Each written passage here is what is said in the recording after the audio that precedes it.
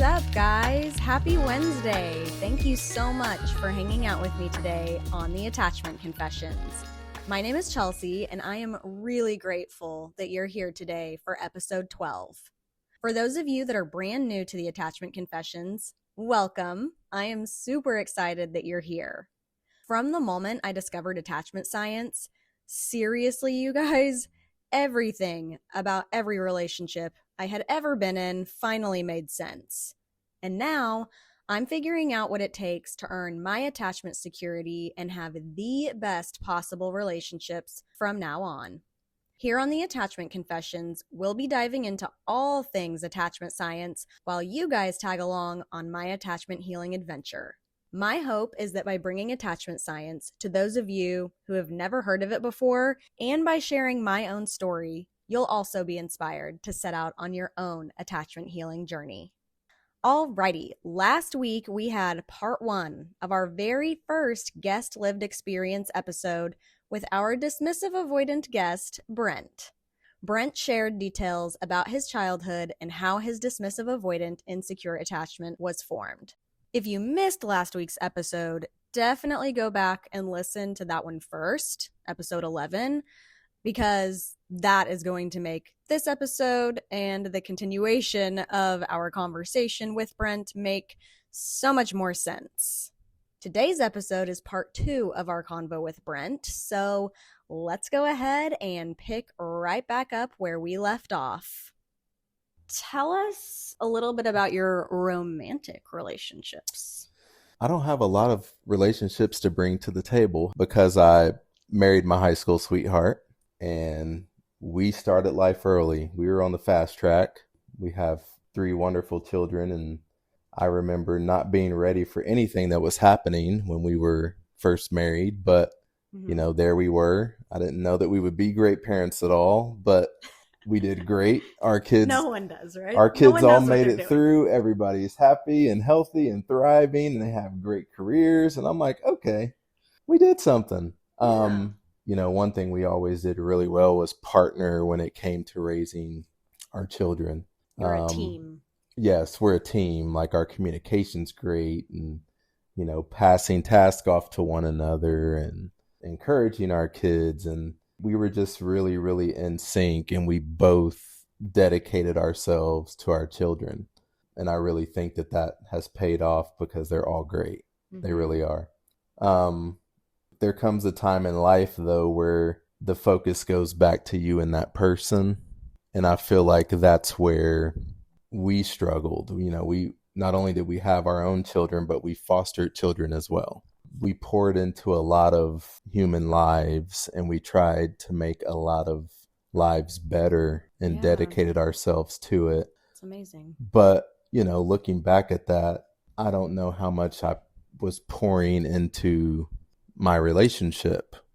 How much were we dealing with issues that came up, or were we just ignoring them and not talking about them? You know, we have this toddler to take care of. That's going to take precedence right now. We'll get to this later. And it just feels like we didn't deal with a lot of those things, which is very similar to how my household was that I was raised in. So it came to me full circle in my marriage too, that I'm in a marriage that's very similar to what I was raised in as well.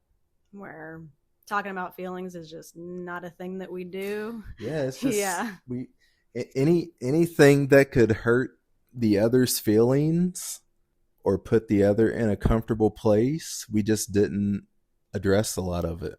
Mm-hmm. It's like that known thing that's just sitting there in the background, uncomfortable, and you know it's there, but we would never really discuss it. Yeah, and that was on both of y'all's side. It wasn't just how you responded when things bothered you, or you know there's kind of tension in the relationship or a conversation that needs to be had or things to be talked through. You both dodged addressing hard things with each other in the relationship. Definitely. Okay. that sounds like that's a core problem, is just not addressing issues or problems, obviously. But how do you think that the relationship that you had growing up with your parents may have shaped those core problems? I think looking back at my parents' relationship and looking at my relationship, maybe my parents had some conversations like that with each other behind closed doors, right? Maybe they did. But my room is right next to theirs. I never heard any of it, you know? And I would eavesdrop every now and then. It just wasn't something I ever saw. And again, I never heard them have a real strong disagreement either. I feel like my mom was a little bit submissive, and there was times I didn't understand that. Why so submissive? Like, why can she not have her own opinion? Why can she not think for herself? Why can she not talk? So there was times that I felt those things growing up, and it didn't really sit well with me because, again, I said I was a mama's boy in the beginning of this. So then I look at my situation, and my spouse, first and foremost, is just a pleaser of people. She wants to please everyone, even if it's an inconvenience to her. She wants to please everyone. She wants everyone to get along. I call her the glue to her entire family, because the whole house of her family could be falling down, and she's got 4 lines ringing at the same time to deal with other people's problems. But she loves being the person that does that. And one of the things that always confused me in my relationship is she and I were good at doing that for other people. We just weren't good at doing it for each other. I remember at one point us even counseling couples. Man, we were great at it. Yeah. Our communication was so good. We were killing it. You were talking the talk. We were talking the talk. And so while it's a strength of hers to do that with friends and family and things like that, and the same for me, I can talk about those things with friends and help them through things. But when it came to helping each other and having those conversations, we struggled with it because generally she's a pleaser. She wants me to be pleased and happy. She doesn't want to hurt my feelings. And I'm such a protector of her feelings and how she feels that I don't bring up anything that I feel like will hurt her. So what I would often do is just go in silence. I would just be silent until it passed. I know this is going to pass in 2 or 3 days. So I'm just going to be silent over here until she's ready to talk to me again, or I'm ready to talk to her again. So that was often my way of dealing with the issues that would come up. Yeah. Yeah. How would you describe yourself in the way that you tend to express love to your wife? So I'm a very affectionate person, first and foremost. And I think that's also comes from my upbringing. I mentioned how affectionate my mother is. Like, I remember, and this would probably embarrass me on the podcast, but I remember being a teenager and laying in my mom's lap, falling asleep in her lap as she rubbed my head, and I drooled all over her pants. But my mom was always very affectionate. She would meet you for the first time today. She would give you a hug and a kiss on the cheek. She has all of her teeth, so it wouldn't be a wet kiss, thank God. Oh my gosh. But that's what my mom would do. She loves people. She loves to hug people and give people a kiss on the cheek. And I feel like I'm the same way. I'm very affectionate.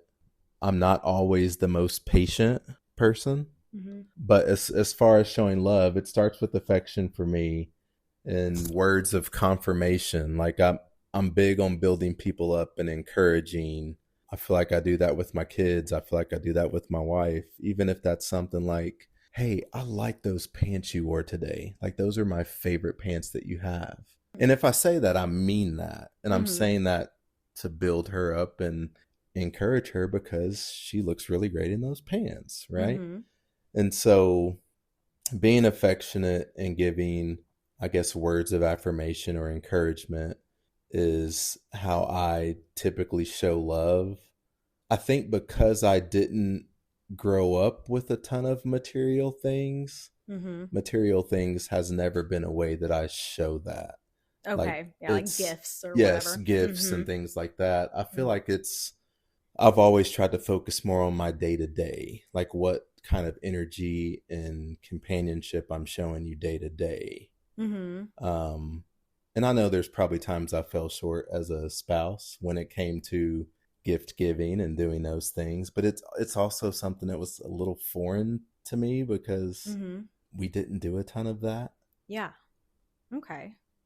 What were your conflict related behaviors? Like, I know that it didn't happen often, but if something finally did come to a head, how did you act in those moments? In my relationship, I think a lot like I mentioned earlier, if discussions got to a certain point, I would disappear. Disappear, not meaning I would leave the house and not come back. I would just go silent. So just shut down. Shut down. Completely shut down. You and I could be in the same house. You would never know I was there. It was that. Hashtag silent treatment. Yeah, it was bad. And it's not a good way to handle things. But that's typically what I would do, is just shut down. And I would get back to you once I felt like getting back to you. So that's typically how I would deal with conflict. The other thing is there was times even that I wanted to tell the truth and the whole truth, but I would also be looking at someone I love in the face and I'm like, I don't want to hurt this person's feelings. I don't want to break this person's heart. I'll just give a little piece of the truth. Tell some white lies just to try to skirt having more of a conversation. Yes. Yeah. 1,000%. Like whatever can get me out of this uncomfortable feeling, that's what I'm going to do. Very dismissive avoidant of you. Thank you. Yeah. It is. Yeah. Yeah. I know. That's what they do. That's what you do. Yeah. That's not what I do. Woo. I know. I'm so sorry. No. It is not rainbows and butterflies being over here on the fearful avoidant side of the couch. Trust me. Yeah.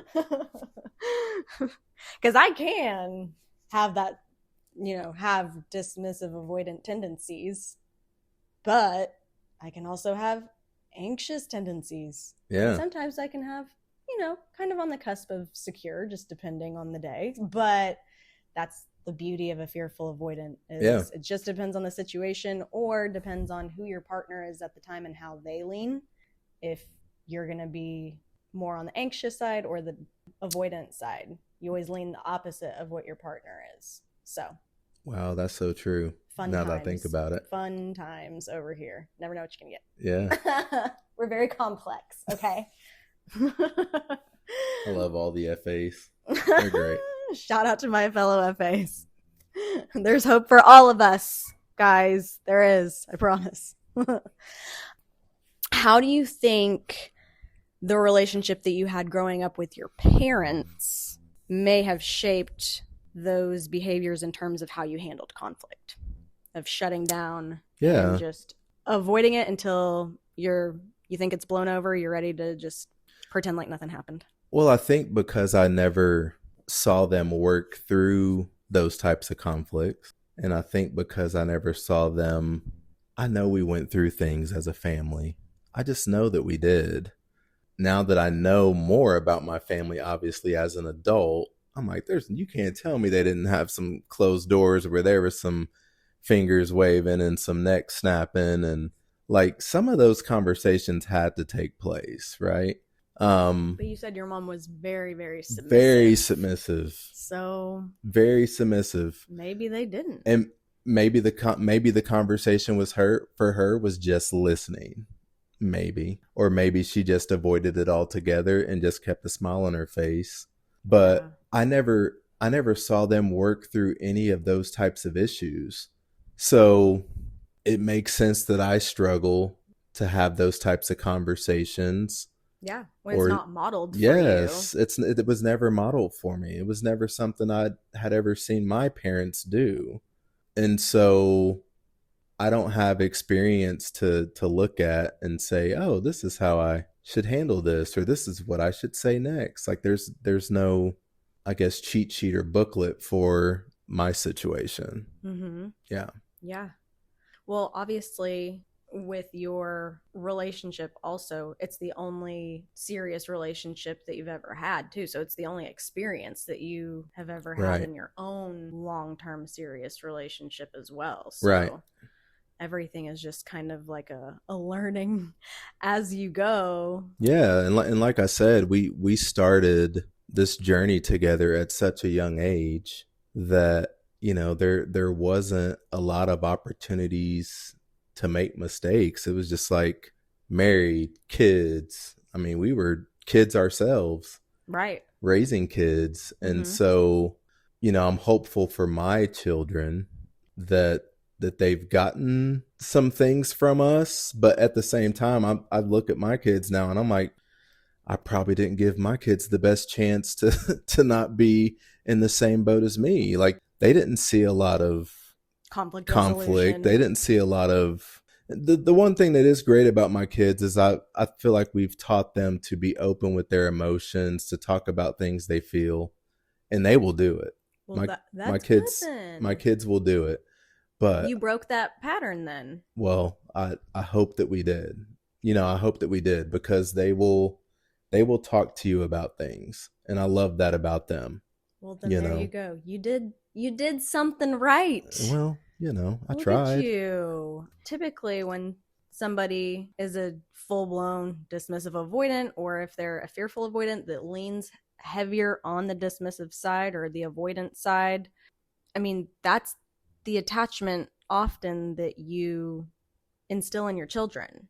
Okay. You know what I mean? Yeah. Because that's what you know, that's what was modeled to you. Right. And that's why, in my episode of where I talk about how crucial it is to foster a secure attachment as early as you can in your children, Right. because when you're not securely attached, it's virtually impossible to raise a securely attached child because you're not going to necessarily model secure attachment to them in that Yeah. relationship when you yourself are not secure. Right. You know what I mean? Right. But it could be a situation like I know that you had mentioned you wanting to have a different family dynamic for your own Yes. family than what you experienced growing up. Sometimes it's the opposite, and it's that legacy, of dysfunction, or Yeah. we don't talk about things in this house, or, abuse, addiction, different Right. things, not just attachment, gets passed on from generation to generation to generation. Unless you're the type of person that goes, it stops with me. And the real hard work is done with you as an individual in order to not allow it to continue on for the generations to come. You Yeah. know what I mean? And so I think that you and your wife should be very proud of yourselves that it sounds like you did a great job of trying to change your children's experience. Yes. That was a huge focus for me from the moment we had children. I wanted to give them something that felt different. I wanted to be very present as a father. I wanted to be their best friend. And I feel like with each of my kids, I have different types of relationships, but I'm close to all three of them. And we all have our inside jokes and we have our group text and things like that. Yeah. But we're so connected as a family, even though we live in different states and have different shifts that we work. Like we all stay connected as a family. So I'm very, very proud of that. That was something huge for me that I wanted from a young age. The other thing I wanted was just to be free of, and I hate using the word poverty because I don't believe that that's what me and my family truly had. Poverty is a different level, but I wanted to be able to provide a different lifestyle for my children too. Yeah. And I was very, very aggressive in attacking that and no matter what the careers or opportunities looked like, I wanted that so bad. And however hard I had to work for it, I wanted that for my kids. And I feel like we were able to give that to them as well. So you're right. I've seen it impact my own family where different things are passed on, whether it's addictions or financial instability or whatever those things are. I've seen it impact my own family. And I just didn't want that for my crew that I was bringing up. And so I'm very thankful for the way that my kids have turned out and how much of a blessing they are to us and how much of a blessing they are to the people around them. And although I didn't do a lot of things right in my relationship, that's something I feel like no one can take away from me. Like, I'm very proud of what we did there. And I know she is too. Yeah, you guys should be. Let me ask you this, because you talked about wanting to work hard to create a better life for your family than what you experienced growing up. Right. Dismissive avoidants are notorious for being workaholics and or hobbyaholics. And two things can be true at once, right? It can be, I want something better for my kids, this and that. Also, it's a way to distract from problems in the relationship. Yes. And not be around your partner as much in order for those conversations that you're trying to avoid to surface. Yes. Does that ring any bells for you? Absolutely. I think it does. I mean, I'm not going to be in denial of that. I think there's times that I might have worked a little longer just to have a little separation or peace. There's probably times that I should have been having some needed conversations with my spouse instead of choosing to play video games for 3 or 4 hours. But that's my peace. That's my thing. And I don't want to deal with what's over here. So I'm going to stay right here in this chair and just play video games and keep to myself. You know, I would look for opportunities if we weren't in the best place and she was saying, hey, I'm going to read or go take a bath, and I would say, okay, I'm going to go in the video game. And that's my way of, okay, I got another night where I don't have to deal with this scenario. When what I really should have been doing is kneel down on my knees at the bathtub, talking to her about what we needed to work through, because that would have been a better use of my time than gaming or doing anything I was doing for myself. So let me ask you this, because each attachment has a core need. And for the dismissive avoidant, peace and harmony in their romantic relationship is their core need. For a fearful avoidant, it is to be seen, heard, and understood. And a fearful avoidant, not all, but they're known for being the ones that will beat a dead horse. Because until you see, hear, and understand me, I'm going to keep berating you, basically. Do you feel like you need to be seen, heard, and understood by your partner? Or would you rather just have peace and harmony in your relationship? It's hard to be heard or understood when you're not talking about anything of value. Let me ask you it this way. Yeah. Would you prefer things to just be like easy breezy, surface level? Oh. You don't need, we're like this. And if y'all could see me, I'm putting my arm Stiff out. arm. You're at arm's length. This is as much of me as you need to know, see, and understand. Whereas a fearful avoidant, they are like straight up, open me up. I need you to know me from the inside out, everything how I feel. Yeah. The traits that I would say are that best fit me, I want you to see what I want you to see. Okay. Like, I'll give you a little glimpse of what's behind the curtain, but if you saw all that's behind the curtain, you probably wouldn't want to be here. Or you really wouldn't be saying, Brent's such a good person. But I like to think that I am a good person, but I'm a person that also controls what you get to see from me. And so to me, it's not about being seen or heard. The other thing is I can take uncomfortable situations and I can crack jokes for 10 minutes and make everyone forget that we were all uncomfortable 10 minutes ago. So there's times I enter the room that way. If I feel that tension or feel that weirdness happening, I'm the icebreaker guy that cracks a random joke. But I don't like sitting in that uncomfortable. Okay. Yeah. I think we were right about landing on the dismissive avoidant. I do think so. I think so too. There's some, I mean, and again, because you cannot change attachment styles. Like someone does not have a formed anxious preoccupied attachment style in childhood and then experience some romantic relationships that then make them become a dismissive avoidant. That just does not happen. Okay. Because it is literally ingrained into your nervous system. So if that happens, if someone is like, oh, I was anxious for all these years and then got with a different partner and all of a sudden I'm very dismissive, that's because they're a fearful avoidant. They were a fearful avoidant that leans heavy on the anxious side. Yeah. But new partner that they've never experienced being with somebody that's more on the anxious side like they are, right, that's going to make them lean dismissive. Okay. So the only way to change attachments is to go from an insecure attachment to a secure attachment. That's the only change that happens through deep metacognitive work. What a word. Right? Say that one time fast, let alone 3 times fast. I'll pass. Yeah. You killed Don't do it. Well, the second time. Take 2. But so isn't that interesting? Yeah. You know, it's like someone's not just going to be dismissive avoidant and then all of a sudden become an anxious preoccupied because of a relationship they're in. That's not going to happen.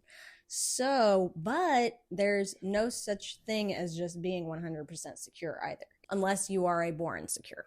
But if you had an insecure attachment and you do the work, and it's very much like exposure therapy. Once you learn the tools, know the tools, you then have to go out into the real world and have experiences that typically trigger your attachment wounds to put what you learned into practice. And you will fail. You don't just like, oh, I'm healed, I'm good.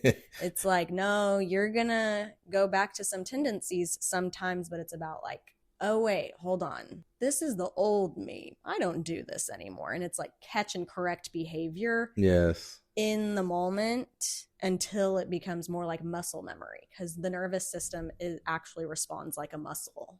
The more you engage in it, the more that the more reps that you do for the longer period of time to, make that muscle strong, the better it gets over time. Yeah, no, that makes sense. Yeah, pretty wild. So now that you have done all of this reflecting and learning about attachment, share with us where you're currently at in your attachment journey. I still want to say that I'm learning more about myself. I think the first part of it for me was just figuring out where some of my failures or shortcomings are and being honest with myself about what those shortcomings are. Yeah. That's really hard to do. Yeah. That sucks to do. It's very difficult to do. It's hard to look into a mirror and be like, yikes, you know? And not only you saying, hey, these are the areas I'm struggling in, but also sharing that with the person that I've been displaying these shortcomings to as well. Yeah. So I think I just got out of that phase of kind of figuring out where my attachment style is. I think the second part of it for me, and I didn't know this until I heard the episode about tracing these things back to your childhood and knowing where they all start. But then I went down this journey and path of looking at my upbringing and saying, these are the things that shaped me. These are the things that gave me my, some of the issues that I have in that area. And so I've kind of been left there where I'm still trying to figure out what's my next step, where do I go, and what do I do to improve in these areas. Because I think just beating myself up a little bit about my struggles and where I'm falling short. But now I'm ready to learn more about that and move in a positive direction on becoming better in those areas. Yeah.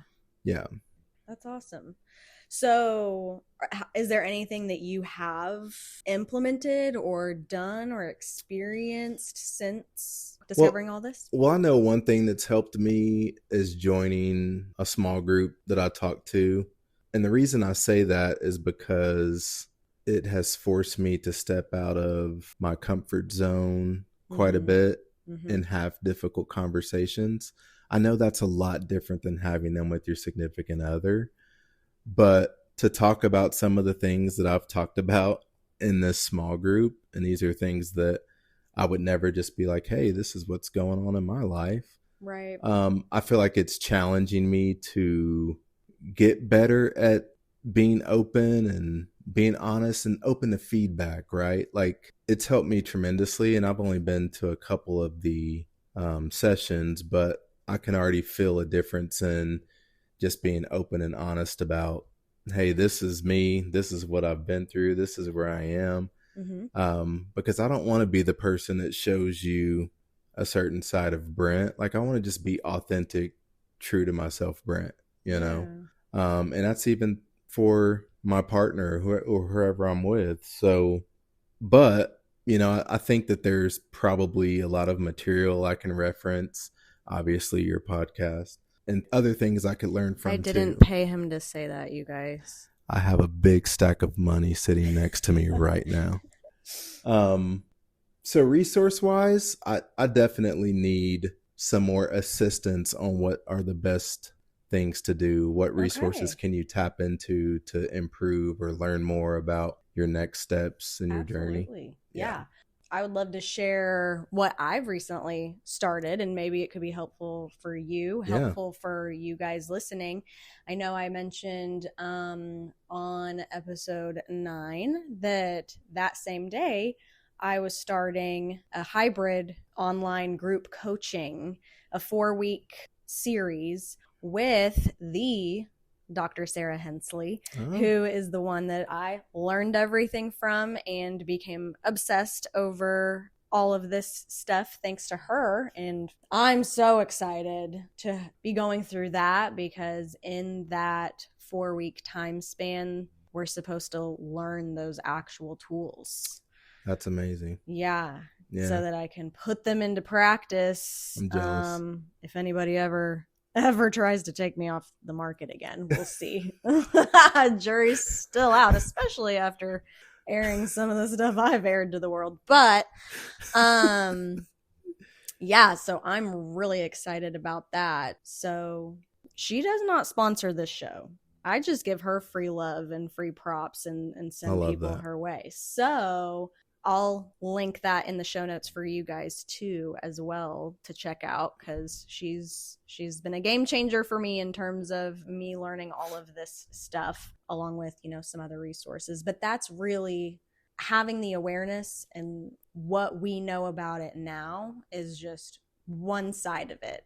Right. But having the actual tools to heal, being a DA or an FA or an AP, that's putting the rubber to the road and really seeing that change, not only in your relationships, but just in yourself too, you know, finding that, just being able to breathe, right? Like having taken a deep breath of just like, oh, this is what security feels like, right? So I'm excited. So maybe it's something you might want to check out at some point. So sure. I'll share that with you. But oh, well, thank you so much, Brent. You're always a pleasure.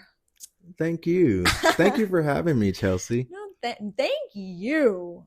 Opening up, you know, and sharing about your story, especially as a dismissive avoidant. It's not easy. It's really not easy. But hopefully it wasn't too bad, right? No, it wasn't too bad. I don't bite. No, you were very great. You did lead me down a path to make me say some things. I'm just kidding. She didn't. Hashtag we'll talk about what we need to edit. But it was great. No, I'm such a fan of what you're building. I learned a lot about myself, and it's been great to just be on the journey and try to it's like a puzzle, right? You get to try to solve the puzzle and put the pieces together. So I feel like I got the edge pieces, which is how most people start the puzzles, with the edge pieces. Okay, yeah. So I feel like that's where I'm at. Yeah. So now how do I build the rest of this puzzle? Yeah. And so that's kind of where I'm at in my journey. Gaps. Yes. Awesome. Yeah. Awesome. Well, thanks so much, Brent. Yeah. Man, that was so good, wasn't it, you guys? The dismissive avoidant is such a fascinating attachment style. I would say that lucky for Brent, he is not a severe DA. He leans closer to his attachment security than most of the DAs that I've seen. So as long as he keeps on with this journey of self-reflection and healing, he's got a really bright future with the potential for deep, meaningful, and most importantly, secure relationships ahead. I am super proud and excited for you, Brent. Okay, guys. Tomorrow is Thanksgiving. 2025 has been a really, really tough year for me. But over the last couple of months since launching this podcast, I can't express how thankful I am for the spot God has me in right now. Breaking up with my dismissive avoidant boyfriend in July, who I was dead set on being my forever person, has been one of the most painful, confusing, disappointing, and heartbreaking decisions of my life.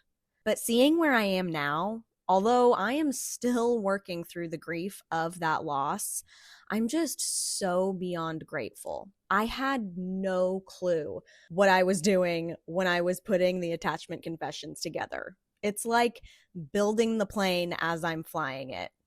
I also really had no clue what to expect, but good Lord, I have been completely blown away by the response to this podcast. In the short span of just 12 weeks, which that in and of itself is bananas to me, that we've only been doing this for 12 weeks. But in that short blip of time, we've had nearly 1,300 downloads, with listeners across 34 US states and 20 countries. I've had a chance to speak at a university about attachment science. I've had strangers reach out with the most amazing messages. Here's a message I received from a total stranger on Instagram. They actually sent this to me on September 18th. At this point, only 2 episodes had dropped. And for whatever reason, Instagram never notified me that I had a message from this person. So it was almost 2 months later that I finally saw this. But boy, when I read it, it brought tears to my eyes. Here's what this listener shared with me. Hey, Chelsea, I just happened to look up attachment theory podcasts last week, and your podcast popped up. I didn't realize that you are brand new, just starting up. But I am so grateful that I am here at the beginning of this because I've already learned a lot from what you've shared. I wanted to share a little bit about myself because I feel like we're walking similar paths. I'm 32.